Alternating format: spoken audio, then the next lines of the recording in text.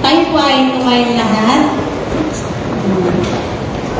Makibukas po kayo sa akin sa aklat ng Matthew chapter 5 verses 41 hanggang 42. Ito po yung sinasabi, kung sa pilitang ipapasan sa iyo ng manlulupig ang kanyang dala ng 1 kilometro, pasanin mo ito ng 2 kilometro. 42, magbigay ka sa nangihingi sa iyo at huwag mong pahindian ang nangihiram sa iyo. Purihin po ang pagkabasa ng salita ng ating Panginoon. Atin po ihanda ang ating mga puso't isipan para sa pakikinig. I-welcome po natin ang kanyang lingkod na gagamitin, Pastor Eric Santana.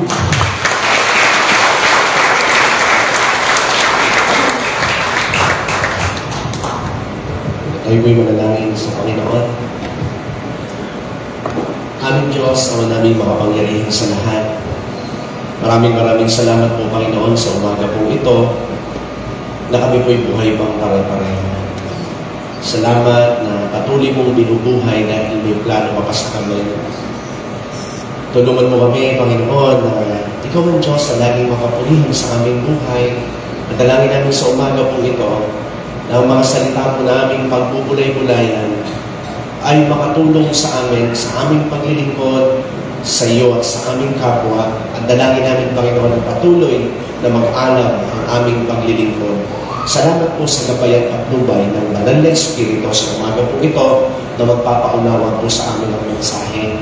Kulangin man po ako ng pagpapaliwanag, Lord, Ikaw na Banal na Espiritu po ang magsaayos sa kanilang puso ng mensahe mo ngayong umagang ito. Ito po ang aming samot dalangin sa pangalan ng Ama, ng Anak at ng Espiritu Santo. Ang lahat po'y magsabi po ng Amen. Amen. Pagkain ng Panginoon. Naupo na po tayong pare-pareho. So, pagkain ng Diyos. Biyaya ng Panginoon. Sabi nga ni Sister Jel, ay medyo maganda rin na po ang labig ngayon. Nakatipid tayo ng kuryente kasi pwede magpatay ng aircon o bandang mga alas 6 na ng umaga. So, purihin po ang Panginoon at tuloy-tuloy na po tayo sa ating pong mensahe ngayong umaga po dito. Gusto ko pong simulan sa ilang bagay. Sino po nakakita na ng goma, yung lastiko? Sa mga hindi pa, kaawa naman kayo. Yung goma ho, yung ginagamit sa tirador. Po, ang buhay daw po natin, ang buhay daw po natin ay para daw po lastiko. Po, ang buhay natin, kasi ang lastiko po, di po ba, ang lastiko nasa kamay natin yung banat nito. At kung paano natin ito hinahatak, ando doon yung nagiging lakas. Tama po ba? Sa nakagamit po ng tirador, abang the more na ito po yung hinahatak mo ng gusto, nagiging malakas ang tapo ng bato or ano man yung bala mo. Ganun daw po sa buhay natin, mga kapatid. Ang paglilingkod natin sa Panginoon at yung pakikipagrelasyon natin sa ating kapwa, tayo po yung babanat nito. Tayo po yung hahatak nito sa ating mga buhay. Ano po? Ito po ay gagawin natin at magagawa natin, hindi iba. Tayo yung gagawa sa pakikipagrelasyon natin sa Diyos at sa ating kapwa. Gusto ko po ulitin yung verse natin kanina. Actually, sa 40 po yun hanggang 41. Medyo hindi na kami nagkana. Sabi po dito, Matthew chapter 5, verse 40 to 41, kung isakdal kanino man upang makuha ang iyong damit, ibigay mo sa kanya pati ang iyong balaban. Kung pilitin ka ng isang kawal na pasanin ang kanyang dala ng 1 milya, pasanin mo iyon ng 2 milya. Ano po ang ibig sabihin ng versikulo pong iyan na atin pong binasa? Yung topic po natin ay kukunin ko po dyan. Ano po? Ang topic po natin ay narinig ko humigit kumulang 30 taong na ang lumipas sa isang pastor na nagngangalang Lubimin Milano. Ang topic po na ito, lalo na sa mga unang tao, ay alam na ninyo. Kaya huwag nyo na akong pangunahan.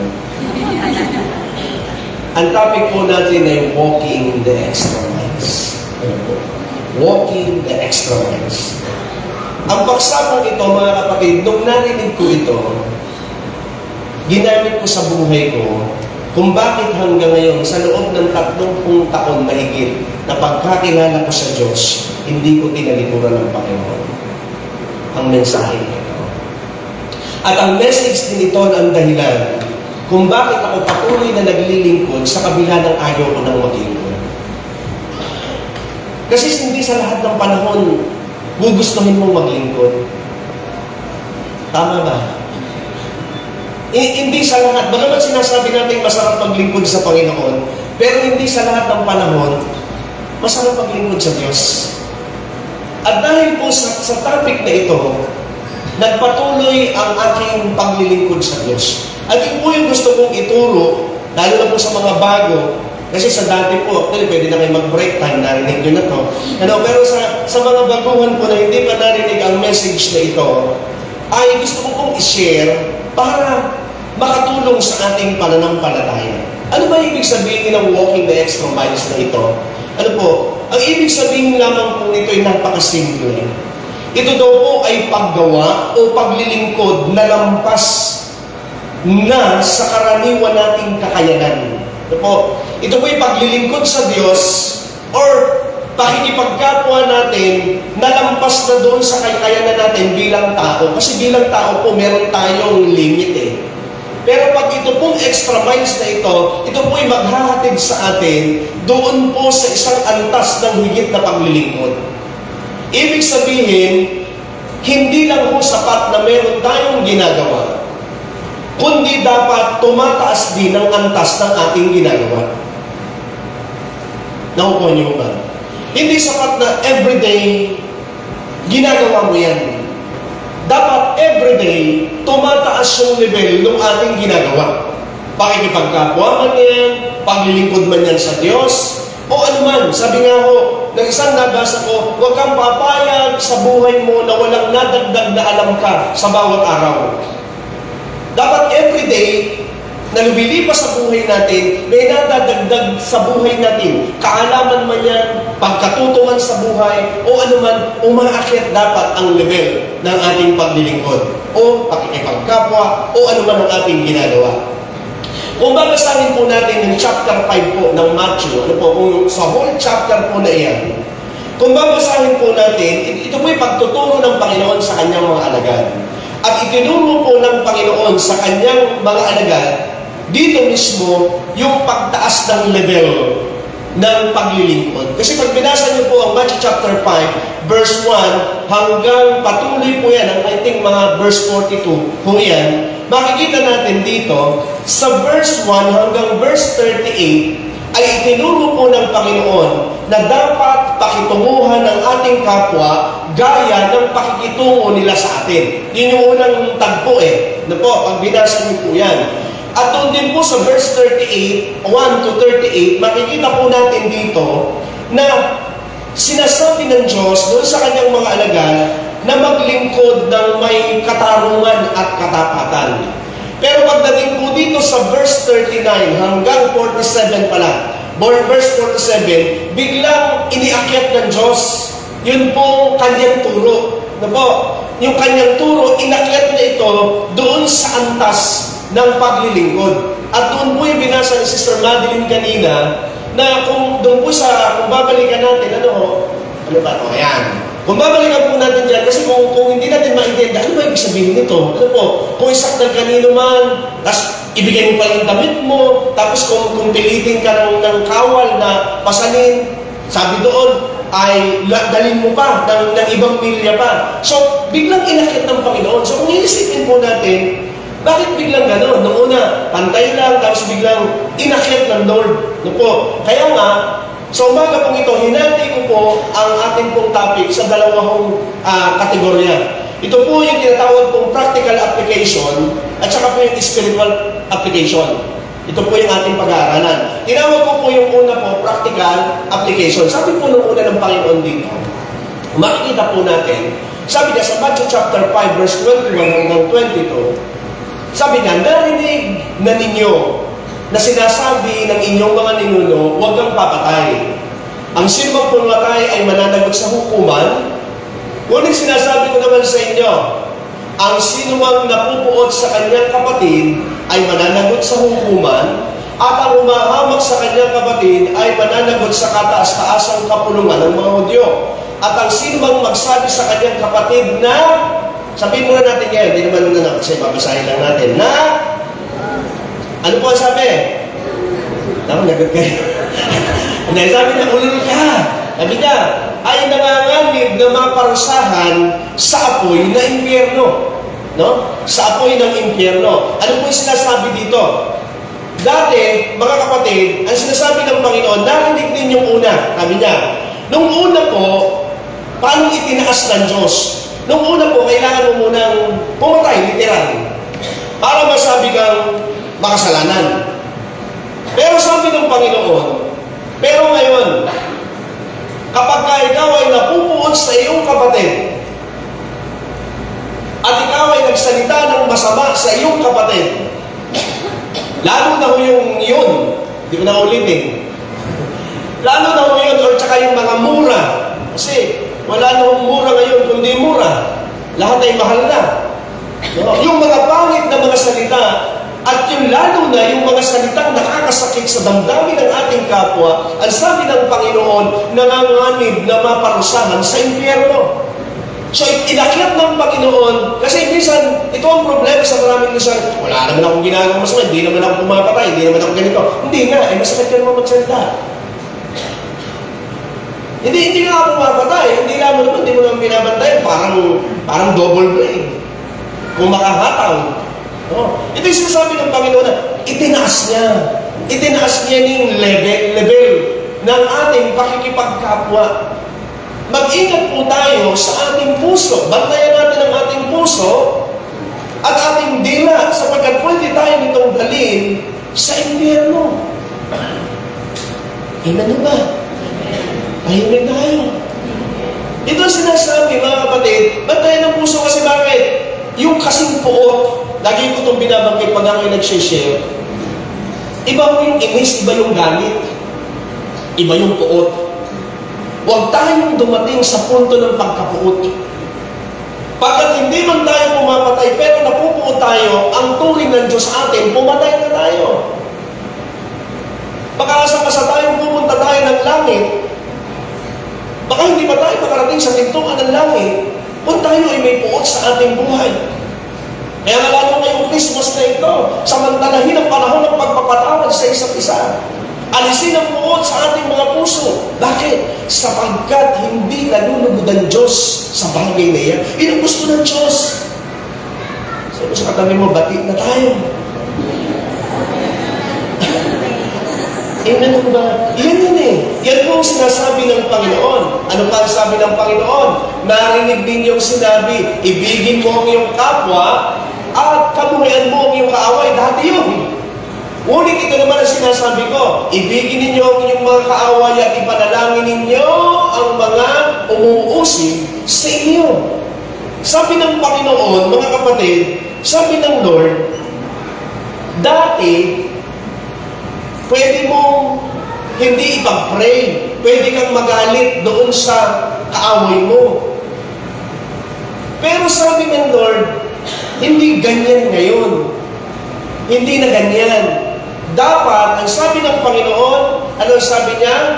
Ngunit ito naman ang sinasabi ko, ibigin ninyo ang inyong kaaway at ipanalangin ninyo ang mga umuusig sa inyo. Pastor, pinag-pray ko naman Pinag-pray kong mamatay na, pinag-pray kong makabulog sa hagdan. Hindi mo ganon. Ang pag-pray na gagawin natin, pagpalain. Amen ba? Ang hirap. Mahirap po talaga. Mahirap ipag-pray ang isang taong i-bless na sinira ang buhay mo. Kaya mo yun? Hindi. Kaya nga extra mile eh. Hindi ganun. Hindi tayo uutusan ng Diyos na iangat ang antas ng ating pakikipagrelasyon sa kapwa kung madali lang ito. Mahirap po talaga. Mahirap, promise.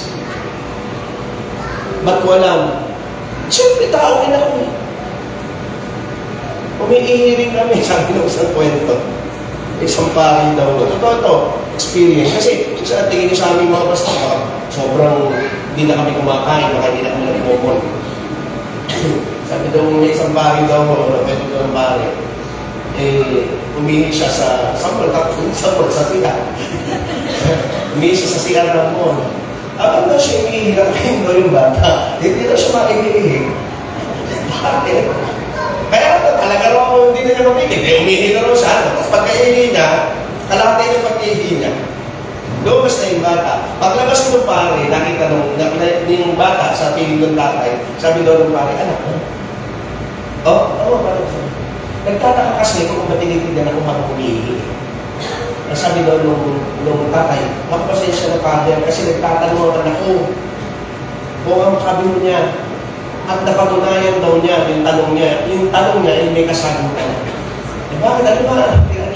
Sabi daw ng bata, umiihi din pala mga pare. Kasi sabi ko sa inyo, umiihi din ang mga pastor. Ano ibig sabihin nito? Natural, mahirap gawin yan. Pero, dapat gawin. No? Siguro iniisip po ninyo, siyempre naman yata, dihado at tayo noon. No? Ipapanalangin pa natin. Pinatawad mo na, ipag-pray mo pang i-bless. Para naman yata dihado tayo nun. Hindi mo tayo dihado. Hindi tayo uutusan ng Diyos ng isang bagay na talo tayo. Hindi, panalo tayo. Sabi ng Bible, kung ang mga nagmamahal sa inyo ang siya lamang ninyong mamahalin, anong gantimpala ang inyong maaasahan? May blessings pala. Hindi tayo talo. The more na tayo pala nagpapatawad at tayo ay nagpe-pray na i-bless sila, may gantimpala. Amen. Sabi niya, hindi ba ginagawa rin niya ng mga maniningil na buwis, sabihin, mga makasalanan? Ano po? At kung ang mga kapatid lamang ninyo, ang inyong binabati, ano ang ginawa ninyong higit kaysa iba? Hindi ba ginagawa rin yan ng mga hindi? So, pag may mga nagbimisyon po dito or sa bahay po ninyo, nakapatiran natin, welcome nyo. No? Kasi sabi niya, no? Kung ang babatiin lamang ninyo ay kapatid ninyo, kung tayo mga Kristiyano lamang mo magbabatian, sabi ko ginagawa rin niya ng hindi maka-Diyos. Ang problema kung minsan, kami sa experience po namin ng mga missionary, minsan nakalulungkot na may mga pastor na kapag pumasok ka na doon sa bakuran nila at parang mamimissionan mo na, yung kanila home member, o hindi mo naman tatangay, bawal mo yun. Bawal mamingwit. Sa aquarium na may aquarium, kung may gumagawa nito, bahala sila. Pero pag napululugar ka sa isang lugar, ano mo kayo? Christian mo kayo? Yeah. Alam naman natin, pag Christian na nag-mission di po ba? Ano ba natandaan? Pagkapuntas ang dami. May ikli mga dami, Christian yun. Alam naman natin, mga Christian, alam natin, joke lang yun.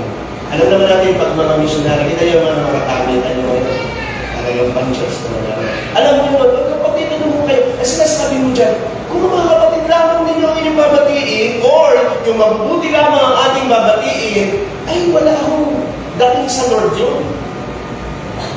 Tawag nyo ba? Uwiyan tayo. O hindi mo bumaba ang espiritu na magpauna. Naintindihan nyo na ito sabihin.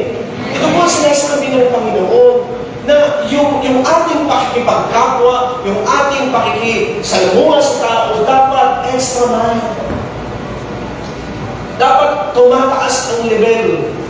Hindi yung tayo lang. Kapatid, kung tayo lang, magkakasigawat tayo. Kasi puro tayo ilaw eh.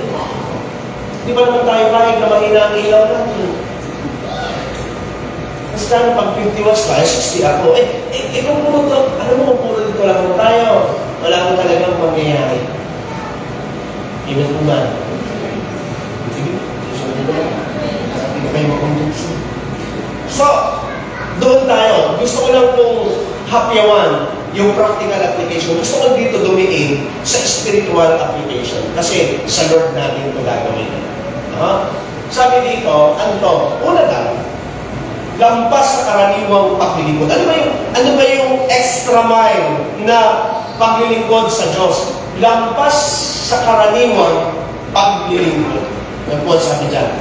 Alam nyo, kapag tayo daw po ay naglilingkod ng lampas na doon sa karaniwan nating paglilingkod na ginagawa, ang tawag po doon, extra mile. Kapag lampas. Kasi naglilingkod tayo pare-pareho ngayon eh. Pero ano ba, pastor, yung lampas na paglilingkod? Bibigyan ko po kayo ng mga ilang halimbawa. Ano po? Mga Panginoon, nagpigil mo po ang puso. Ano ba yung lampas? Ano? Sabi dito, number 1, nagdala ka ng kaluluwa sa Panginoon. Okay? Nag-akay ka ng kaluluwa sa Diyos. Dinala mo dito. Ikaw yung namasahin. Tapos pag-uwi mo, pinagaling pa. Ang tawag doon, extra. Kasi hindi karaniwan yun eh. Ang karaniwan, dadalhin mo lang sila sa Panginoon. Una, mamamasahin mo muna yun.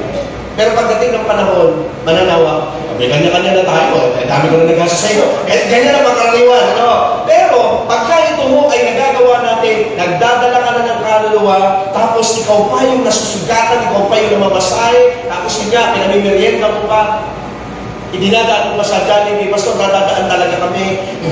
Iba yung idinaan. Ano? Iba yung nadaan sa idinaan. Ano? So, ito daw po ay extra mile na paglilingkod. Pangalawa, ano sabi dito? Nagtatights ka na. Nag-o-offering ka pa. Diba? Yan pa rin talagang dapat ginagawa natin. Ang tawag doon, karaniwang paglilingkod. Kapatid, pag ang tingin mo sa tithes and offering, pabigat sa iyo, hindi yun. Hindi pa extra mile yun. Kasi yun yung karaniwan talaga nakalakaran ng Kristyano. Ano yung extra mile? Nagtatext ka na, nag-o-offering ka pa, tapos nakakasuporta ka pa minsan, hindi naman required, nakakasuporta ka pa minsan sa mga gawain ng Diyos. Lalo na sa mga missionary. Sarap kayong makasalubong. Minsan mo, minakasalubong kami coach yung bulan. Sabi ko nila yung bulan. Okay, marami na bulan. Nakasalubong kami dun sa Mindakila, binalibag kami ng barya. Binalibag kami ng pera, pang merienda. Ano? Ay, sarap mo sa pakiramdam nun. Panginoon, bagabagin mo sila. Sarap kaya nung minsan nag-mission yung mga missionary. Ito, hindi ko sinasabi nag-missionary ako. Sarap kaya nung, alam niyo, masarap gawin ko. Yung bang, meron kang tirang monay, tapos tirang keso, tapos tirang kape, tirang pala ngayon. Tapos naalala mo, Sabado, mission niya pala ngayon. Ang mga pastor pala iikot, dalhin ko nga ito ng maaga para sila ay makamerienda bago kumain. Sapagkat inata sa amin ang dati si Atinyo, huwag kayo naging pabigat. At totoo yun. Hindi mo namin, meron ako ba dito sa inyo na pagdating namin sa bahay, binuklat namin ang kaldero ninyo at sinabi namin, ano ang ulam kakain kami. Hindi ko kami si Jose, hindi ko kami si Wally. Mukha lang kami si Jose at si Wally. Pero mga kapatid, sinasabi ko dito, nag-o-offering ka na, nagtag-text ka pa, paminsan-minsan na napagbibigay ka pa sa mga missionary, so idagdag mo na mga ito. Minsan kapatid niya po kami minsan andyan binigyan po kami ng rambutan gising na gising kami. Sapagkat yung rambutan pala, may mga langkap na malalaki. Asan mo sila brother? Sila brother natin. Sabi ko, thank you. Hindi sinabi ito na. Pero maya-maya ako nagkakagata na sa amin. Pero masarap kasi pag nilalanggang, matamis. Kaya kayo mga elder, pag nilalanggang, matamis na kayo. Magpa-check. Mataas na sugar niya. Bukas kakain pa naman kayo. Dapat fasting kayo bukas. So, ano po ibig sabihin nito? Ito daw po yun. Yung nalalampasan pa natin. Ano pa? Tayo na yung dumalaw. Doon, ikaw na nag-visitation. Tapos ikaw pa yung nagdala ng pamerienda sa binisita mo. Tama? Ito po yung extra mile. Yun po yung mga bagay, sabi ko, hindi laging dapat pabigat. No? Sa araw, nadaan kami ni Sister Jeff, punta kami gusto. Sabi niya, paano may bit-bit kayo? Sabi ko, may dala akong ulam. Kasi magmimisyon kami doon eh. Alam ka naman magkipabigat ka sa minimisyonan mo. Sa linggong nag-intindi yun. Nang inuulam nila, tapos pagpunta mo, kakainin mo pa yung maling nila. Na pinirito na yung mga anak nila, nagtanaw kung uubusin na ni Pastor, uubusin na Kaya uso dito doon sa brother, uso yung salada, yung bibilingin na. Alam niyo po ba yung kwento na yan? Na may isang missionary na nagpunta sa bahay mo, ng isang bahay. Pinakain ng, sukain mo kayo. E di nilatag yung tilapia, ulang ng tangalit, kasi kung timing ng pastor, yung 11:30 dumadating. E yung pinakain na yung tilapia, ubus na isang side. Sabi ng magkapatid na kasilip, bibiling mo na, bibiling mo. Ano? Kung hindi maiwasan na makikain kami ng mga misyonary at tayo, huwag mo namang ubusin yung isang side. Magtira ka. Pero pinakamaganda, tayo doon mo yung magdala pa. Yun mo yung extra mile na tinatawag. No, ano ba? Ang sabi dito, naglilingkod na tayo. Ba, kami mga pastor, naglilingkod kami. May mga gamit na dapat namin ipundar. Alam nga naman Bible namin, ipabili pa namin sa ministry. Siyempre kami magpupundar noon. Yung aming sa pag-aaral namin, kami yun eh. Yun yung extra mile. Pwede naman sagutin ng ministry, actually kahapon. Kaya naman tayo mag-usap si Sister William, Brother Edgar, nasa taas po kami. Nagkakado kami about dun sa paglilingkod. Na sinasabi ni Apostol Pablo, kasi ito po ang prinsipyo ni Pastor Dimin. Ano po, kaya nga ako pray ko na payamanin kaming lahat nila Pastor Dennis, si Pastor Albert. Kasi yung si Pastor Dimin, extra mile mo ang binuhay niya. Pag siya po ay bibigyan ng love gift, ihuhulog niya yun sa offering. Sabi ko kay na Brother Edgar and Sister Yulia, ano pa si Pastor Albert, pray ko na yumamang kaming pare-parehong mga pastor. Na dumating ang panahon na magawa din namin na yung ino-offering, ay yung nilalagip sa amin, ay maibigay namin. Bakit? Baka sabihin galing namin. Hindi. Sabi ko dun sa mag-asawa, kasi napakaganda ang isang pastor ay extra mile na hindi umaasa sa ministry o natatapang kaming mangaral. You know why? Sabi kayo? Why? Kasi ganito yan eh. Halimbawa, si Ate Leonie, pinag-aaral niya anak ko. Or si Sid. Pastor, sagot ko na ano yung gatas ng anak. Sa promil ba? Ano ba yung gatas? Ano, sa madaling sabi, hindi ko 4,000. Ano ba sinagot niya? Pastor, sagot ko na ang gatas ni Sid sa isang taon. Yan, maganda na. Mangyari naman, yung mga mga. Ngayon, may ginagawa na to. Pag may ginagawa siyang pangit, hindi ko siya agad-agad maitatama. Bakit? May utang na loob ako ngayon. Tama? Hindi ganun eh. Si Pastor Bibi, kung natatnan niyo kung bakit napakatapang niyang mangaral, na kapag kaya din nangaral, malalaglag ka talaga sa upuan. Bakit? Hindi siya umaasa sa member eh. Naibuhay niya yung extra mile. Bagaman sinasabi ni Apostol Pablo sa 1 Corinthians chapter 9 or 10. Nasabi ni Apostol Pablo, bagaman, nasabi ni Apostol Pablo kasi doon, bakit? Huwag niyong pupusalan ang baka habang gumigiik. Ano ibig sabihin nito? Huwag na daw, at nakakita mo ba kayo nung araw po kasi ang panggiik baka? Umiikot po yan. Ngayon habang sila po'y gumigiik ng trigo, yung dayang may kinakain po nila.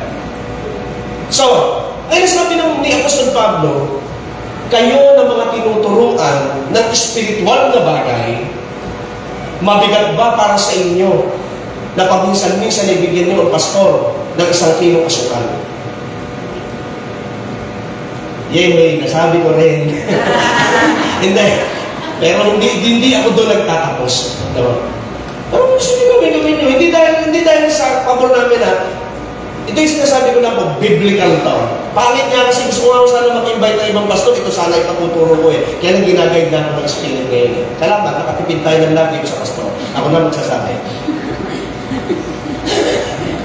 Pero sabi ni Apostol Pablo, pero, huwag kayong matawa mga pastor, pero, bagamat may karapatan akong kuhanin ito, sabi ni Apostol Pablo, hindi ko gagawin yan.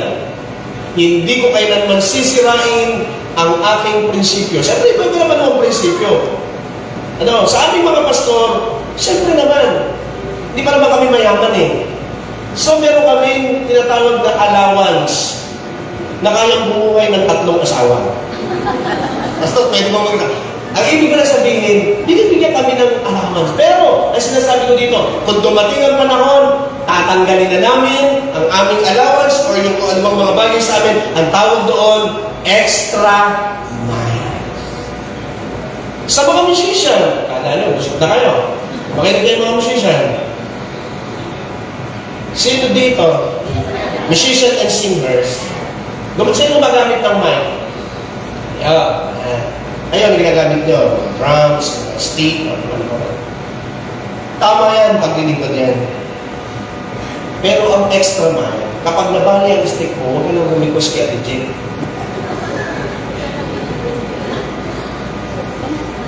Kapag kami mga sira doon sa mga ginagamit ninyo, kayo na ang bibili mo. Extra miles.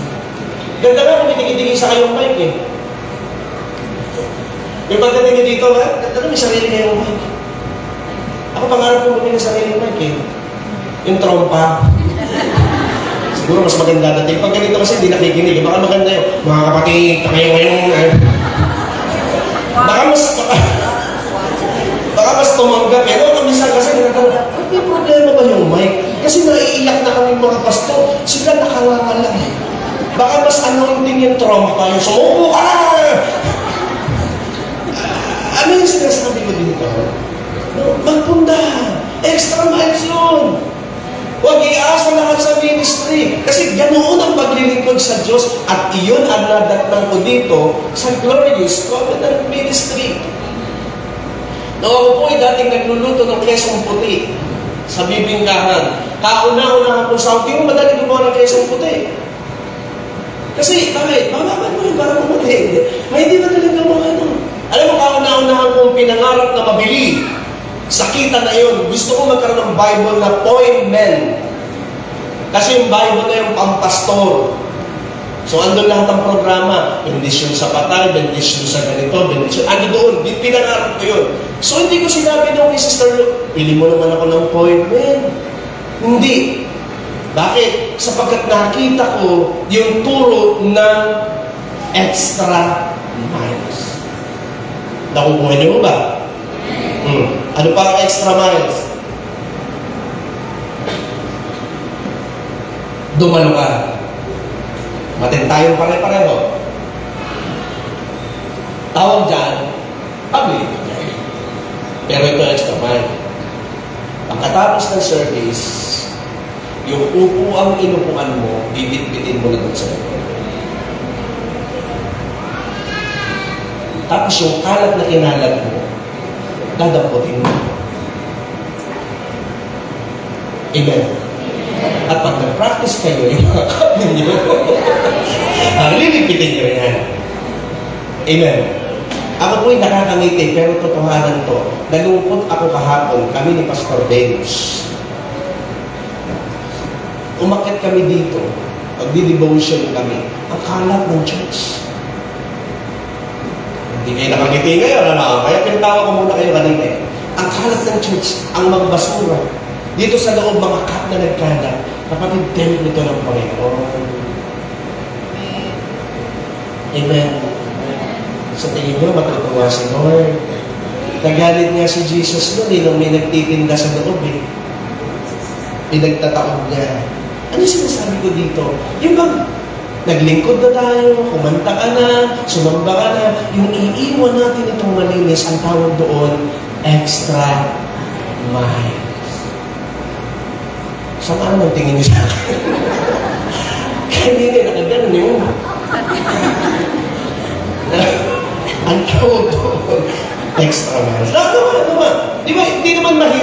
Di po ba? Hindi mahirap na pagkatapos natin mamaya, ang mga deacons, wala nang gagawin kundi magsaya. Siyempre, tutulong din sila. Iyon mo yung extra mile, mga kapatid. So, dito sa bagay na ito, dapat nagagawa natin ito. And that's extra mile. So, sa in-announcement ni Mary, nagbigay ka na, nag-offering ka na, pero ang pinaka-the best mo magagawa sa extra mile sa buhay mo, kung gusto mo, itong best offering. Magbigay ka sa Lord nang hindi mo pa na ibibigay sa Kanya. Yung bagay na lampas doon sa kakayanan mo, kung nakaraang taon ay binigay mo 20 pesos, gawin mo 50. At least extra miles. Ganun ang sinasabi mo. So, lampas sa karaniwang paglilingkod. Pangalawa, lampas sa karaniwang pagsunod. Kasi lahat tayo sumusunod sa Diyos Lahat tayo ay sumusunod sa kalooban ng Panginoon. Pero kapag tayo po'y sumusunod ng lampas doon sa pagsunod na dati nating nakasanayan, ang tawag dito, extra mile. Sabi ng Bible, mapalad ang taong walang inaasahan kundi ang Diyos, sapagkat mapapabilang sila sa kaharian. Turo mo ng Panginoon yan, doon po sa Matthew chapter 5. Ano po ang ibig sabihin ng Panginoon dito? Kasi, mga kapatid, pag tayo po ay naglilingkod sa Diyos, ng lampas, lalo na kung dumating dun sa punto na naglilingkod pa rin tayo kahit ang Diyos na lang ang inaasahan. Kasi, sabi ko kanina, minsan madaling maglingkod Madaling maglingkod, madalas kong banggitin, madaling maglingkod pagsagana sa buhay. Madaling maglingkod, madaling magbigay. Madaling mag-offering, madaling mag-tithes, madali ang lahat ng iyan. Pero, ang dating sa buhay natin, paano kung wala ka na talagang inaasahan kundi ang Diyos? Na ibig sabihin, wala na talaga. Kaya pa rin ba natin sundin ang Diyos? Ito ang sinasabi na paglakad, yung extra mile na tinatawag, na anuman ang mangyari, ang pagsunod natin sa Panginoon, tumataas pa rin. Amen ba? Mapalad ang mapagpakumbaba sapagkat mamanahin nila ang daigdig. So, ano ibig sabihin ng Panginoon dito? Kasi ito yung pagsunod natin sa Diyos Kapag ang magsunod po natin sa Panginoon, kapag kahit tayo na yung tahan tayo pa'y nagpapakumbaba. Alam mo ba yung Brother Yuri, minsan nagpapatulog sa friends na siya na yung parang may nagka-e-bike kata, na biglang pinatawag siya sa may agata. Umiiwas daw yung e-bike, umangga sa poste. So, hindi naman siya ang nabangga. Ngayon, dahil ang babae daw na ito yung matanda, ano na pinasasabi, sabi ni Brother Yuri, siya na yung nagpakumbaba. Sabi daw niya, sige po, ako na po ang mali. Doon sabi ng babae, kung mali ka pala, hayaan mo. So, mali ka pala, parang ganun mo. Alam niyo, e-bike lang na walang nangyari. Mukhang sabi ni Brother Yuri, makakarating kaya ka sa munisipyo. Bakit? Walang pagpapakumbaba. Kaya si Brother Yuri, nagpakumbaba, sabi niya, ano sinasabi ko po dito? Nabanggit ni Brother Yuri, minsan parang mahirap magpakumbaba. Kasi minsan, pag nagpakumbaba ka talaga, gamitin yung term na ito, minsan pag talaga nagpakumbaba ka, dadating talaga parang ito. Totoo yun. Darating na parang ang hina natin. Pero, hindi ka mahina. Kung magpakumbaba ka, mas malakas ka. Mas malakas tayo. Bagaman hindi madali, lalo na kapag natatapakan na yung ego natin. Lalo na kapag tayo po ay, lalo sa amin mga lalaki, napakahirap magpakumbaba. Kasi may ano kami, matigas ang lalaki. Iba mo kasi ang ano ng lalaki. Pero minsan, kailangan gawin. Sapagkat ito yung pagsunod na lampas doon sa karaniwang pagsunod sa Diyos. Amen po ba? Patahimik ko sila ng patahimik Panginoon. Sabi ko Matthew chapter 5 verse 6, pinagpala ang mga may matinding hangaring sumunod sa kalooban ng Diyos sapagkat siya'y bibigyan ng kasiyahan ng Diyos. Ano sabi nito? Ang extra mile sa pagsunod sa Panginoon yun daw may matinding hangarin. Sasabi ni Sister Nery, yung desire. Kasi minsan sa paglilingkod po natin, parang, alam mo yung buhay na natin, sabi ng isang kanta, buhay ko na ang pumigin ka, buhay ko na ang sa'yo'y sumamba. Minsan sa paglilingkod po natin, sa Panginoon, parang oo, buhay na natin ang sumunod sa Diyos. Pero minsan, hangarin natin magutom sa pagsunod sa kalooban ng Diyos. Hangarin natin, alam mo ba yung gutom? Nakaranas mo ba yung gutom? Para yung nararanasan mo ngayon, kaya siguro masama na tingin mo sa akin, kasi gutom ka na. Pero ang gutom mo, ito yung sinasabi na kahit ano mangyari, gagawin mo ang lahat, yung gutom mo lang ay maibsan. Tama mo ba? Ganun daw sa pagsunod sa Panginoon, yung gutom natin sa pagsunod, yun daw po yung extra miles. Pagkaroon tayo ng kagutuman. Na yung ba kahit busog ka na, yung parang kumakain ka sa all you can. Na kahit kung nandito na yung kanin, naghahanap ka pa rin. Di ba? Ano sa paglilingkod, kahit alam mo na marami ka nang naipaglingkod, Lord, more pagpaglilingkod, more pagpagsunod. Ganun daw po yung extra mile. No? Yung bang nakasunod ka, minsan kasi, ayan, Lord, nakasunod na kita. Parang ganun eh. So, ang sinasabi mo dito, magkaroon tayo ng matinding hangaring sumunod sa kalooban ng Diyos. Bakit? Sapagkat sila'y bibigyan ng kasiyahan. Bakit kasiyahan? Kasi ang kasiyahan po ay kailangan natin talaga yan. So, ito na ibibigay ng Diyos. Para itong Matthew 6:33. Na pag sumakita ninyong kayo'y pagharian ng Diyos at masunod ang ayon sa kanyang kalooban at lahat ng bagay ay idaragdag na lamang sa inyo. Yan po ang kakonekta ho ng verse na yan. So, sa Panginoon, dapat makita ng Diyos na tayo po'y nauuhaw. Nauuhaw maglingkod. No? Yung sinabi ko sa gusto, minsan kasi nadinig ko doon, binigyan siya at Susana ng papel. Ako na naman. Sabi ko, gano'n. Papel ng hindi pera, yung paglilingkod. Kasi namimigay dito eh. Pag binigyan tayo ng isang paglilingkod, dapat ang dating sa atin parang kang tumama sa loto. Yay! Ako na naman! Ha? Hindi, ako na naman. Eh, di ba ako na naman nakaraan? Baka naman nalito lang yung kumuha naman. Hindi gano'n. Eh ano, ikaw at ikaw? Eh, ikaw siguro ang gusto ng Diyos. At kasabihan natin yun. At kapag ganito ito kayo nagagamit, kung gusto nyo magamit, magsabi mo kayo, pero gusto ko itong magamit ng Panginoon na kasi dalawang pwedeng gumamit sa atin. Sabi nga po taga-sipat, si Sister Mia, may Mia din kasi doon sa sipat. Nagpatutuwa siya, ako ay nagpapasalamat sa Panginoon, sabi niya, sapagkat kami po ang nagagamit na po ng Panginoon kasi pinag-i-NC namin siya doon, etc. Ang nanay ko rin po ay nagagamit na rin po ng Panginoon. Pero ang tatay ko po ay nagagamit ng demonyo. Dalawa ko pwede gumamit sa atin. Hangarin natin gamitin tayo ng Diyos. Wag po ng demonyo. Ganyan po ba? Sige na, matapang natin. Pasaran natin. Pangatlo, lampas sa karaniwang pag-ibig. Kapag inibig natin ang Diyos, nang lampas sa karaniwang pag-ibig natin sa Panginoon, ang tawag po dyan, walking the extra mile. Walking the extra mile. So, saan po ba yung pag-ibig na lampas? Sabi dito, ito daw po yung lalong umaalam kahit sa hindi magandang sitwasyon, patuloy na umaalam yung pag-ibig natin sa ating Panginoon. Ito daw po yung kahit ano nangyayari, yung pag-ibig natin sa Diyos, pataas ng pataas yung ating intense na love sa ating Panginoon. Meron po akong kwento, nagamit ko ito ni Brother Danny dito po sa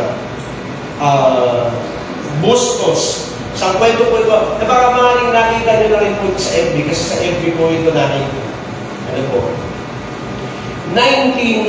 ang year ay 1,004 years, ang edad. Ano po?